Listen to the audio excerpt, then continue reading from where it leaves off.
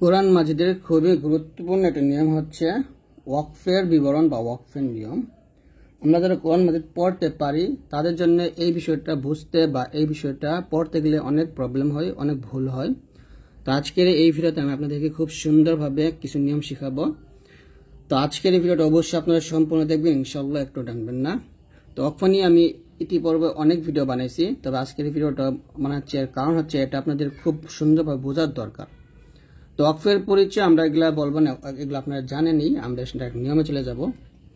যে 1 নম্বর নিয়ম হচ্ছে শব্দের শেষ বর্ণে ফাতহা, কাসরা এবং দম্মা হলে ওয়াকফের সময় সাকিন হয়ে যায়।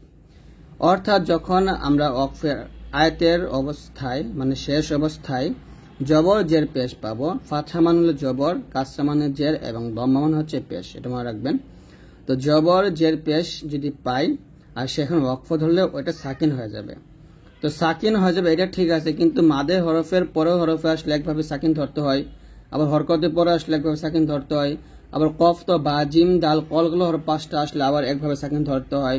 আবার সাকিনওয়ালা হরফের পর যদি সাকিন ধরতে হয় তাহলে আবার সেটা আবার একভাবে সাকিন ধরতে হয়। তো দেখুন সাকিন ধরার কিন্তু অনেকগুলো নিয়ম এইখানেই। তো আমরা যদি প্রথমটা দেখি, এখানে আছে রব্বিল আলামিন। তো যদি আমরা এখানে থামি তাহলে বলতে হবে রব্বিল আলামিন। থামা মানে হচ্ছে ওয়াকফ ধরা। এখানে আলামিন বলতেছি, অর্থাৎ মিতে আমি 3 আলিফ টান দিছি, তারপর নুনটাকে আমি সাকিন করতেছি। এর কারণটা কি? এর কারণটা হচ্ছে মিমি ইয়াজের মি, এটা হচ্ছে মাদের হরফ, আর মাদের হরফের পরের হরফে আমি সাকিন করতেছি, মানে মাদের হরফের পরের হরফে আমি ওয়াকফ করতেছি। তো এরকম ভাবে যদি মাদের হরফের পরের হরফে ওয়াকফ করতে হয় তাহলে সেক্ষেত্রে অবশ্যই পরের হরফে সাকিন ধরে পড়তে হবে। তাহলে বলতে হবে রব্বিল আলামিন, এরকম। তারপরে এখানে দেখুন ইযা হাসাদা আছে, যদি আমরা এখানে থামি এ লাল দিয়ে বুঝাইছি প্রত্যেকটা হরফ সাকিন হয়ে যাবে। তো এখানে দালটা সাকিন হয়ে যাবে সেই অনুযায়ী, কিন্তু দাল হচ্ছে কলকলা হরফ। এখানে দাল কলকলা হরফ হওয়ার কারণে আমরা দালটাকে কি করব? কলকলা করব। এখানে আছে ইযা হাসাদা, যদি থামেন তাহলে বলতে হবে ইযা হাসাদ, হাসাদ, হাসাদ, এরকম ইযা হাসাদ, এরকম ভাবে। তারপরে একইভাবে এখানে দেখুন মাদের হরফের পরের হরফে সাকিন করলে মাদের 3 আলিফ টান দিয়ে পরের হরফে ধরতে হবে, এরকম বি রব্বিন নাস। আর এইখানে যদি আমরা থামি তাহলে দালটা সাকিন করতে হবে এবং রটাকে গিয়ে সাকিন করতে হবে। এখানে আবার দাল কলকলা হবে, যেমন লাইলাতিল কদর আছে, থামলে হবে লাইলাতিল কদর। এখানে আবার রটা মোটাও করতে হবে। দেখুন কত ধরনের নিয়ম, দাল কলকলা করতে হবে, রটাকে সাকিন ধরতে হবে এবং র মোটা করতে হবে। লাইলাতিল কদর, লাইলাতিল কদর, এরকম ভাবে। তারপরে এখানে দেখুন আমরা এখানে সাকিন করলে দালটা কলকলা হবে আল্লাহুস সামাদ, আল্লাহুস সামাদ, হুস সাদ এই জবর সাদ মোটা হবে আল্লাহুস সামাদ হুয়াল আবতার। এখানে দালও সাকিন হবে বাট দাল কলকলা হয়ে গেছে, আর এখানে রটা সাকিন হবে এবং র মোটা করতে হবে। আবে তার বললে হবে না, হুয়াল আবতার, এরকম। তো আমরা এই নিয়ম থেকে বুঝতেই পারছি শুধু সাকিন ধরলেই হবে না, এখানে আবার সাকিন ধরার মধ্যে নিয়ম থাকে। যেমন দালের ক্ষেত্রে কলকলা হয়েছে, রর ক্ষেত্রে আবার মোটা পাতলা বিষয় আছে, ঠিক আছে, এরকম নিয়ম কানুন কিন্তু আছে। তো এগুলো বুঝতে হবে। তারপর আমরা নিয়মে চলে যাই। 2 নম্বর নিয়ম হচ্ছে শব্দের শেষ বর্ণে 2 পেশ 2 জের থাকলে ওয়াকফের এর সময় এটা কি হয়ে যাবে? সাকিন হয়ে যাবে। অর্থাৎ 2 পেশ যদি 2 জের যদি থাকে তাহলে সেক্ষেত্রে এটা কি হয়ে যায়? সাকিন হয়ে যায়। যেমন হুয়াল্লাহু আহাদুন, থামলে হবে হুয়াল্লাহু আহাদ, আহাদ, আহাদ, আহাদ, হুয়াল্লাহু আহাদ।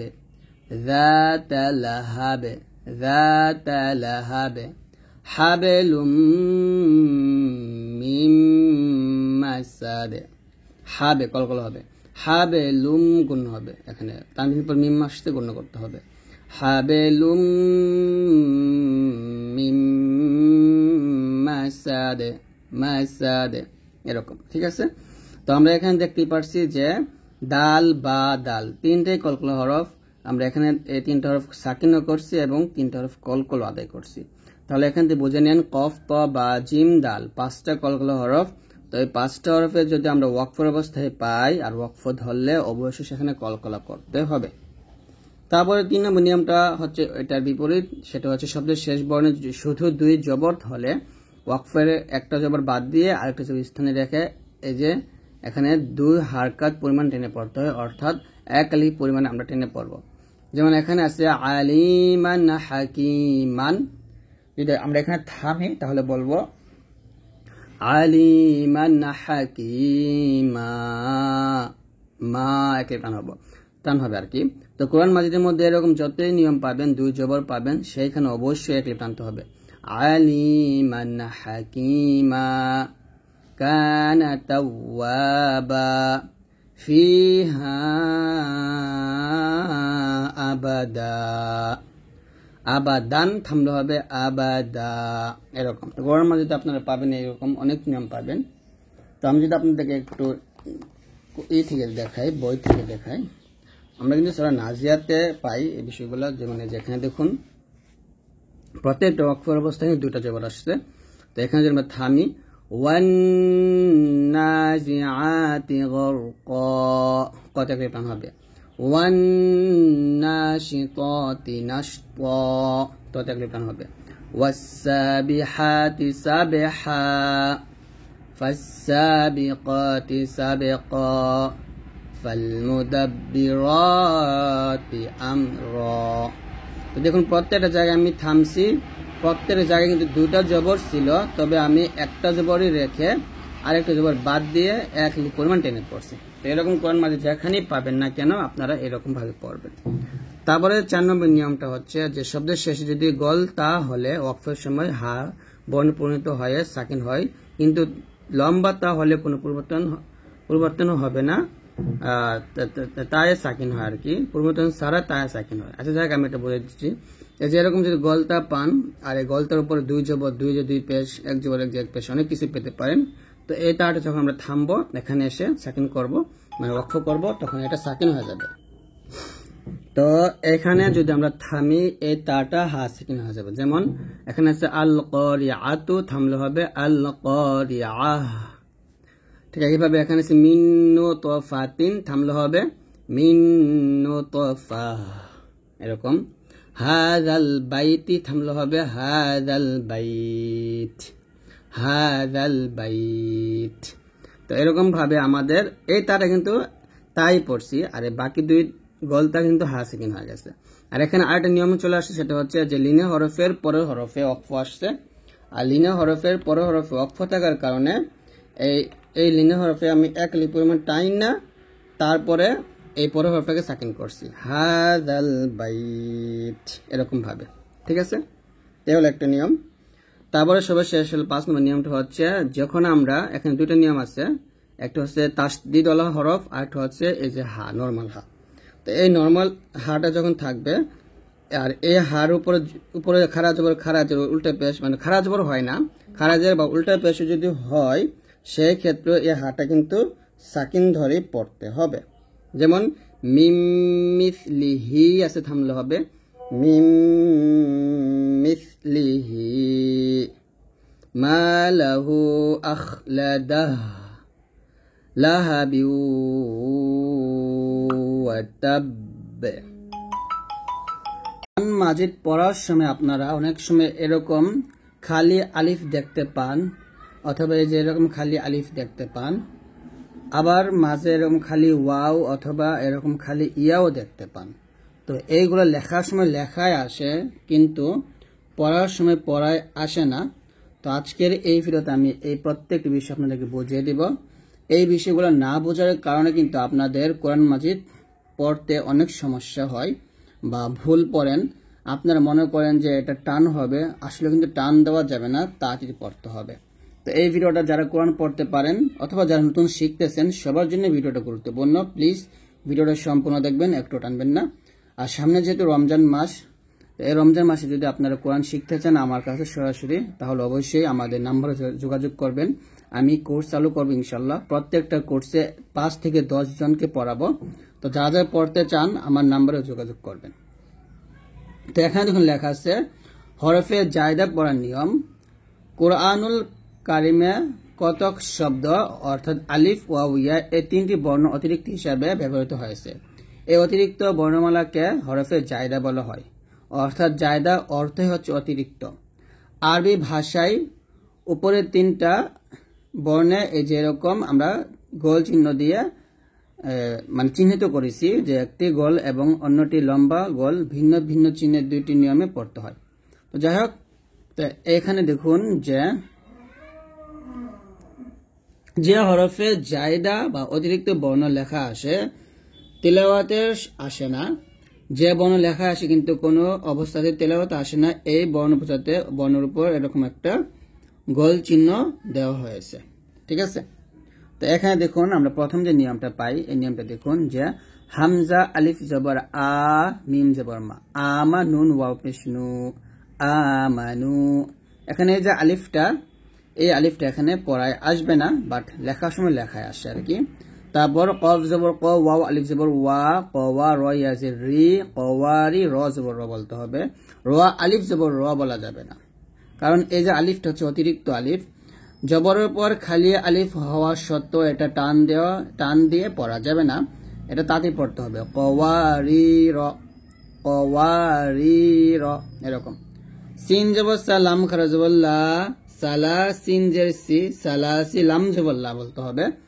লাব আলিফ জবর লা বলা যাবে না, তাহলে এখানে বলতে হবে সালাসিলা, সালাসিলা। ইয়া জবর ইয়া বা ইয়াকে, এই যে ইয়াকে ধরবে, এই মাঝখানে আলিফটা পড়া যাবে না। ইয়া ইয়া জবর ইয়াই এরকম বলতে হবে। ইয়া ইয়া জবর ইয়াই, হামজা জবর আ, ইয়াই আ সিন পেশ সু, ইয়াই আসু।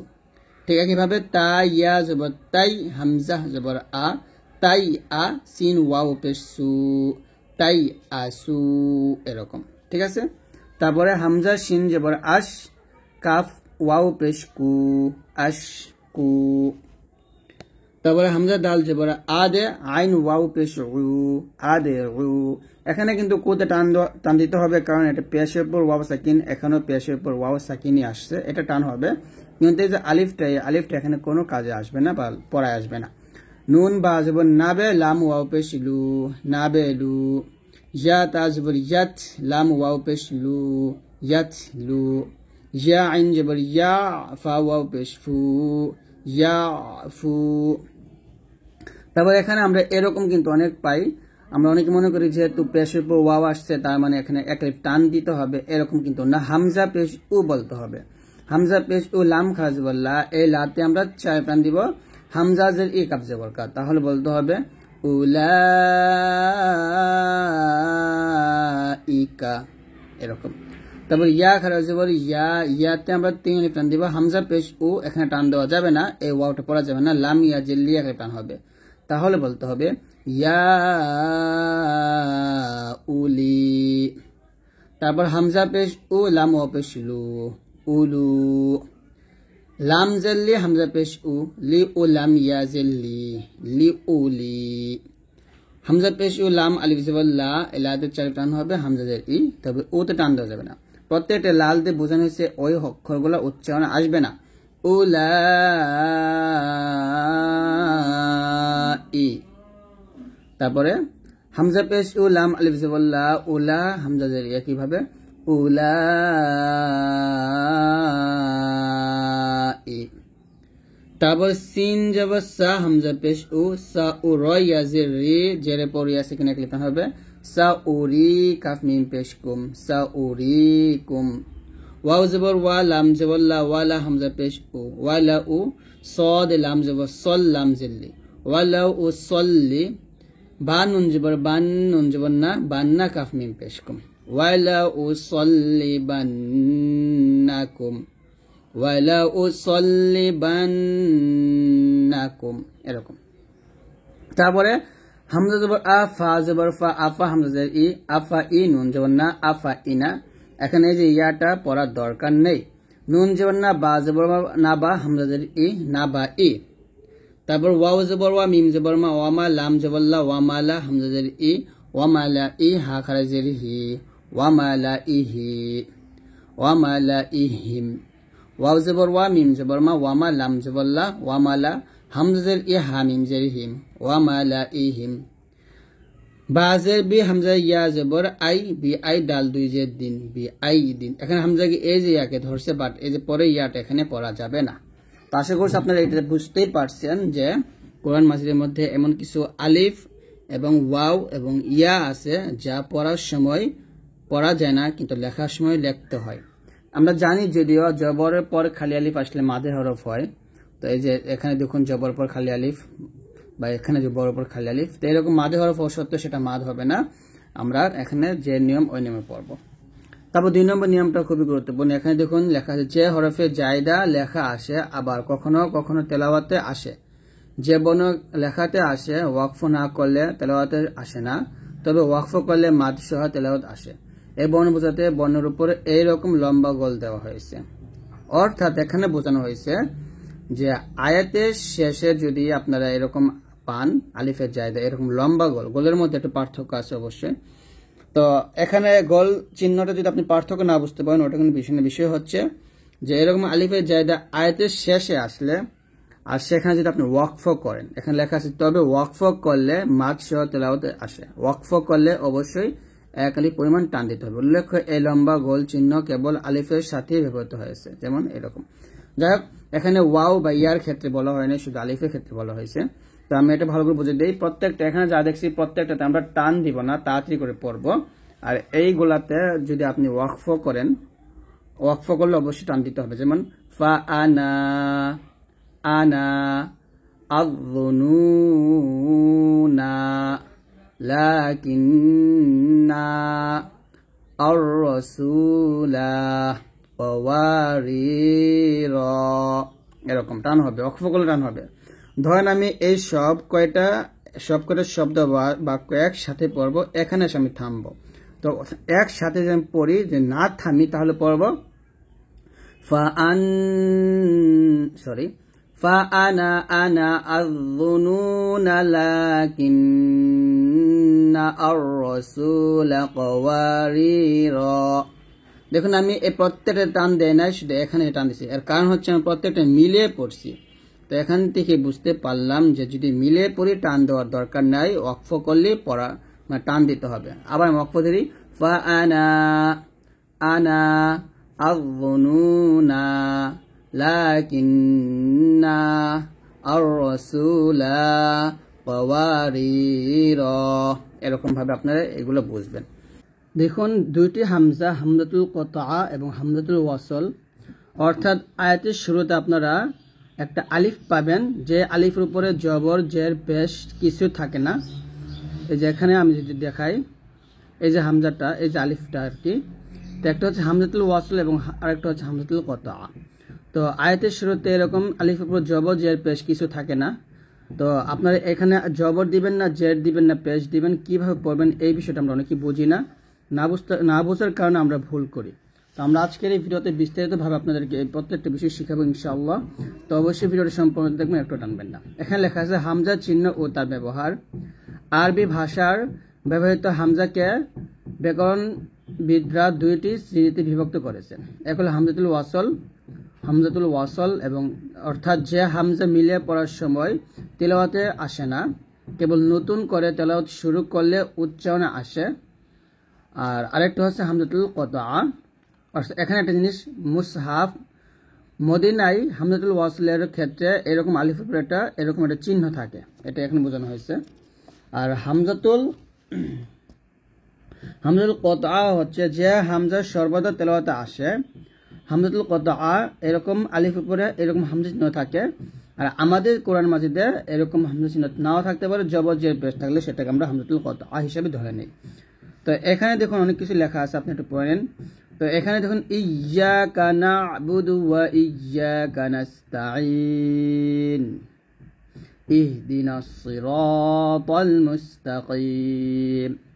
এই যে এখানে দেখুন হামজা নিচে জের আসছে, এখানে হামজা নিচে জের আসছে, এরকম এটাকে বলে হামজাতুল কতআ।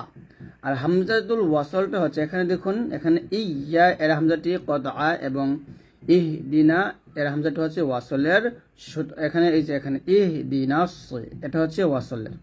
সুতরাং মিলিয়ে পড়লে আমরা এইখানে জেদ দিয়ে পড়বো নাকি জবর দিয়ে পড়বো নাকি পেশ দিয়ে পড়বো সেটা আমরা বুঝতে পারি না। তো এটা বোঝার জন্য আমাদের কি করতে হবে, তৃতীয় হরফে দেখতে হবে যে আলিফটা হলো প্রথম হরফ, হাটা দ্বিতীয় হরফ আর দালটা হচ্ছে তৃতীয় হরফ। তৃতীয় হরফে যেহেতু জের আসছে তো আমি আলিফের নিচে জেদ দিয়ে দিছি, তো এটা এখানে বোঝানো হয়েছে। তো অনুরূপ আল্লাহু আকবার, এখানে আকবার এর হামজা কত আর আল্লাহ এটার হামজা হচ্ছে হামজাতুল ওয়াসল। তো আমরা যদি নিচে যাই তাহলে আর একটু ভালো করে বুঝতে পারবো।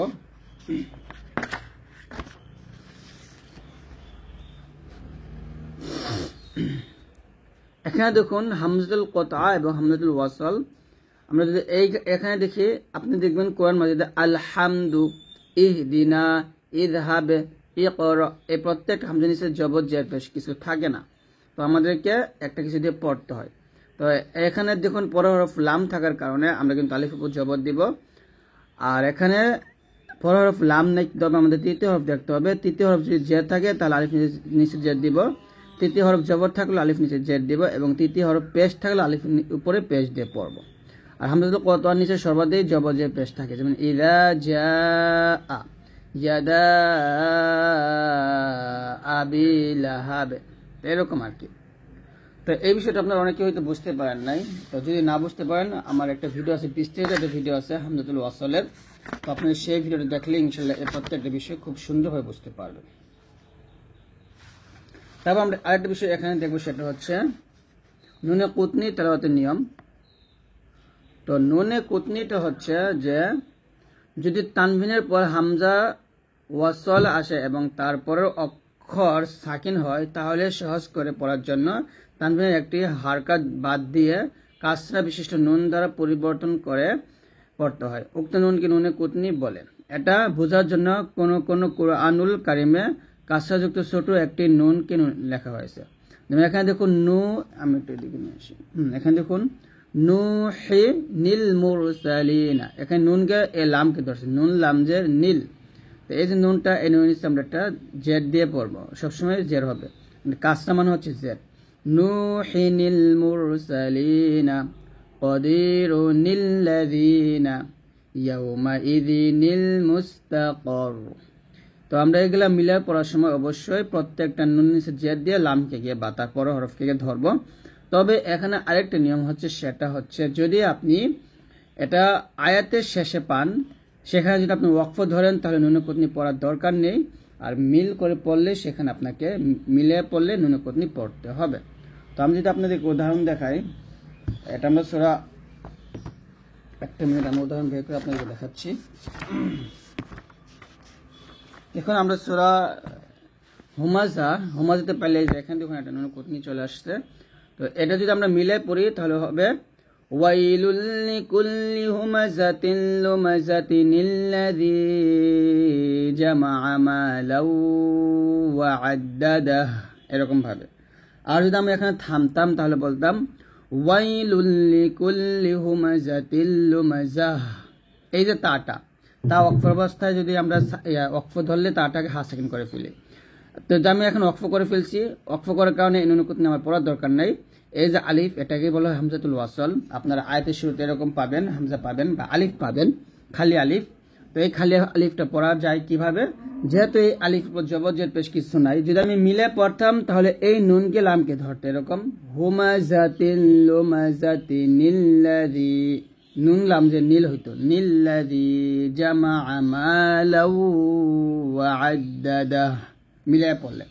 আর যদি আমি এখানে থেমে যাই তাহলে তাটা হাসাকিন হয়ে যাবে ওয়াইলুল লিকুল্লি হুমাজাতিন লুমাজাহ। এবং এই ছোট্ট নুনটা, এই নুন কুতনিটা পড়ার দরকার নাই, এবং এখানে আমাকে আলাদা পড়তে হবে, এটা বাদ দিয়ে। তা আলাদা পড়লে এই আলিফ উপর জবর দিয়ে আমাকে পড়তে হবে আল্লাযী জামাআ মালাও ওয়া আদ্দাদাহ, তো এখানে আলিফের উপর আমি কেন জবর দিছি, এর কারণ হচ্ছে পরের হরফটা লাম থাকার কারণে।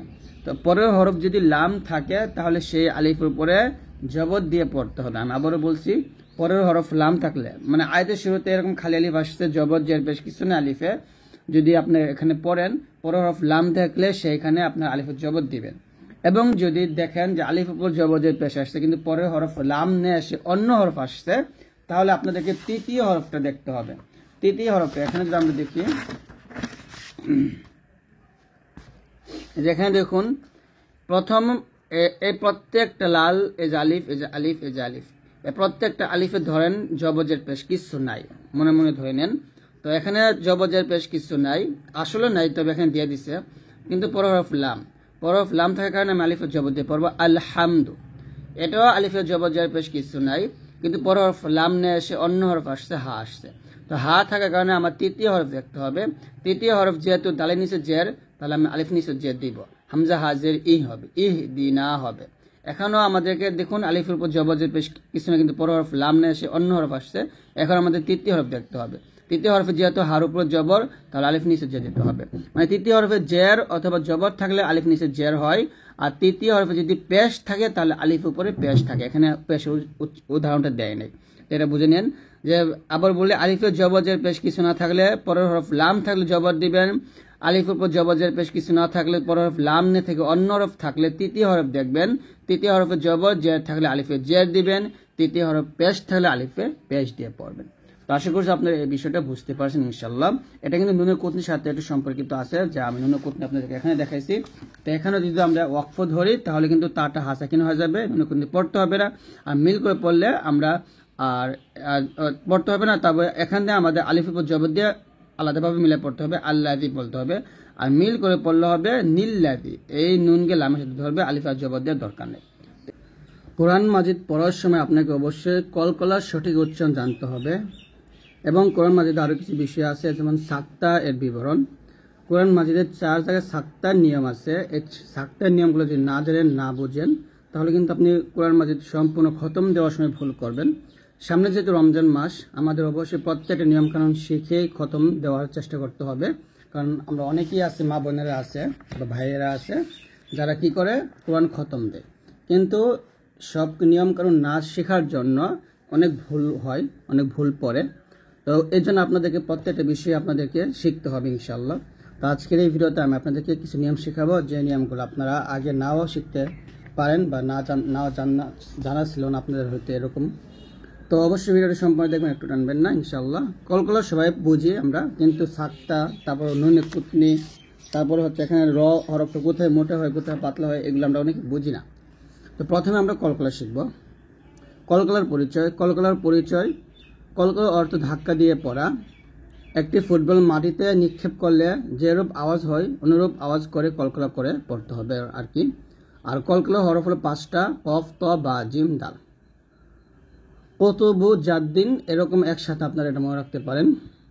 তো কফ, ত, বা, জিম, দাল এই 5টা হরফের উপর যখন সাকিন থাকে তখনই কলকলা করে পড়তে হয়।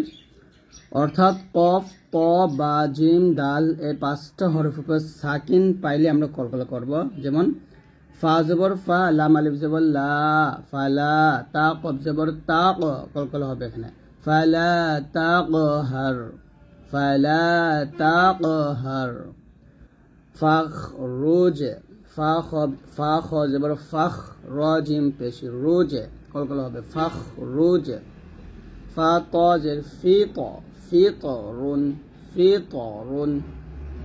হামজা ত পেশ উত, লুবে, উত, এটা কলকলা। লাম বা পেশ লুবে, এটা কলকলা। তা দাল জবর তাদে, খ পেশ খুলাম পেশ লু, তাদে খুলু। মিমকে ধরবে, মিম যে মিম জবর মা, মিম মা সিন জবর সা, মিম মাসা দাল দুই যে দিন, মিম মাসা দিন। আমি কিন্তু বলছিলাম যে কফ, ত, বা, জিম, দাল এই 5টা হরফের উপরে সাকিন থাকলে কলকলা হয়। তবে এই 5টা হরফে যদি ওয়াকফ হয়, ওয়াকফ অবস্থায় যদি 5টা হরফ আসে, সেখানে ওয়াকফ ধরলেও কিন্তু কলকলা হবে। মিম মাসা দিন আছে, থামলে হবে মিম মাসাদে, মাসাদে, মিম মাসাদে। তাহলে আবার বলি ফালা তাকহার, ফাখরুজ, ফিতরুন, তাদখুলু, উতলুব মিন মাসাদ। তো এখন আসেন সাক্তার বিবরণ। সাক্তা হচ্ছে কোরআন মাজিদে আপনারা 4 জায়গায় পাবেন, অর্থাৎ 8 জায়গায় সাক্তা আছে, তবে 4 জায়গায় সাক্তা ধরতে হয় আর বাকি 4 জায়গায় ধরতে হয় না। এখানে লেখা আছে সাক্তার অর্থ শ্বাস জারি রেখে সাময়িক বিরতি, পরিভাষায় কোরআন তেলাওয়াতের সময় নিঃশ্বাস জারি রেখে উচ্চারিত স্বর কিছুক্ষণের জন্য থেমে পুনরায় ওই সুরের মাধ্যমেই পরবর্তী অক্ষর পাঠ করাকে সাক্তা বলে। ইমাম হাফস রহমতুল্লাহ আলাইহির বর্ণনা অনুসারে কোরআনের নিম্ন 4 স্থানে সাক্তা করা ওয়াজিব। তো এখানে সাক্তা কিভাবে করবেন, যেমন এখানে সিন কাফ তাহা সাক্তা, এই যে এখানে সাক্তা, এই যে সাক্তা। একটা হচ্ছে সূরা কাহাফে আছে 1 নম্বর আয়াতে, সূরা ইয়াসিন 52 নম্বর আয়াত, সূরা কিয়ামা 27 নম্বর আয়াত, সূরা মুতাফফিফিন 14 নম্বর আয়াত, আর 18 নম্বর সূরা 36 নম্বর সূরা নম্বর, আর 75 সূরা নম্বর, 83 সূরা নম্বর। ঠিক আছে, তো যেমন সূরা কাহাফ 18 নম্বর সূরা 1 নম্বর আয়াত আপনারা এটা পাবেন, যেমন ওয়ালাম ইয়াজআল লাহু ইওয়াজা কাইয়িমা। এই যে আমি এখানে যা বলার পর একটু থেমে গেছি, তারপরে একটু পর কাইয়িমা বলছি, তার মানে এই না যে আমি এখানে শ্বাসটা ফেলে দিছি, আমার শ্বাস ঠিকই ছিল, শুধুমাত্র আমি আমার আওয়াজটাকে বন্ধ করছি, মানে আমি এইটা এবং এইটা দুইটা কিন্তু এক শ্বাসেই পড়ছি। ওয়ালাম ইয়াজআল লাহু ইওয়াজা কাইয়িমা, এরকম। ঠিক একইভাবে এটাও পড়তে হবে, মিম মারকাদিনা হাযা। নাতে এসে আমার আওয়াজটা বন্ধ করে ফেলছি, তবে আমার শ্বাস কিন্তু আমি ফালাই নাই, শ্বাস ঠিকই ছিল। ওয়াকিলা মান রাক, এরকম। কাল্লা বাল রানা আলা কুলুবিহিম, এরকম। তো এই জায়গায় আপনারা সাক্তা করবেন অবশ্যই, এই 4টার মধ্যে সাক্তা করতে হবে। তো এই হলো সাক্তার নিয়ম, আশা করি আপনারা বুঝতেই পারছেন। তারপর নিয়মটা হচ্ছে যে রটা মুখটা পাতলা করার নিয়ম, পোর ও বারিকের বিবরণ। অর্থাৎ না শুধু লাম এবং দুটো হরফ, পোর ও বারিক আপনি কোথায় মোটা হবে কোথায় পাতলা হবে বিষয়টা। পোর এর পরিচয়, পোর শব্দের অর্থ মোটা, পরিভাষায় কোনো হরফকে মুখ ভর্তি মোটা আওয়াজে উচ্চারণ করে পড়াকে পোর বলে। আর আল্লাহ শব্দের পোর পড়ার নিয়ম, আল্লাহ শব্দের মধ্যে লামের ডানে জবর কিংবা পেশ হলে উক্ত লামকে পোর করে পড়তে হয়। আল্লাহ ব্যতীত অন্য কোনো লামকে পোর করে পড়া যাবে না। এখানে বোঝানো হয়েছে যে এটা হচ্ছে আল্লাহু শব্দটা, এই যে আল্লাহু শব্দ লামটা, তো এই লামের ডাইনে যখন জবর অথবা পেশ থাকে তখন এই লামটাকে মোটা করতে হয়। যেমন এখানে বলতে হবে আল্লাহুম্মা ওয়াল্লাহি নাসরুল্লাহি হুয়াল্লাহু। এখানে আল্লাহ বলতে হবে, ওয়াল্লাহ বলতে হবে, নাসরুল্লাহি বলতে হবে, হুয়াল্লাহু বলতে হবে। আর বারিকের পরিচয় হচ্ছে, বারিক অর্থ পাতলা, পরিভাষায় কোনো হরফকে পাতলা আওয়াজে পড়াকে বারিক বলে। আল্লাহ শব্দের বারিক পড়ার নিয়ম হচ্ছে, আল্লাহ শব্দের মধ্যে লামের ডাইনে জের হলে উক্ত লামকে বারিক করে পড়তে হয়। অর্থাৎ আল্লাহ শব্দের লামের ডাইনে জের আসছে, এখন পাতলা হবে। বিসমিল্লাহি, আলহামদুলিল্লাহি, ফি দীনিল্লাহি, তো এখানে লা বলবেন। তারপর দেখুন র বনের পড়ার নিয়ম। যদি র বনের উপর জবর বা পেশ অথবা র সাকিনের পূর্ব জবর বা পেশ হয় তাহলে র বর্ণকে মোটা করে পড়তে হবে।